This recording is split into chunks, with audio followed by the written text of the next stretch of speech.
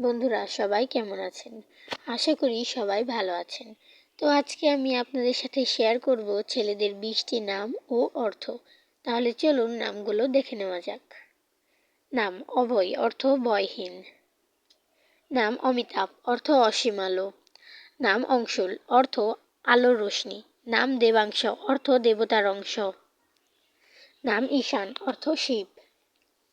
নাম কপিল, অর্থ ঋষি। নাম মুকুল, অর্থ কুড়ি। নাম নীলাদ্রি, অর্থ নীল পাহাড়।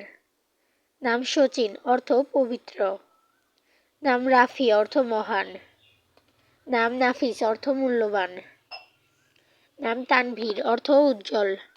নাম শামীর, অর্থ গল্পাকার। নাম আদিল, অর্থ ন্যায়পরায়ণ। নাম রায়হান, অর্থ সুগন্ধি ফুল।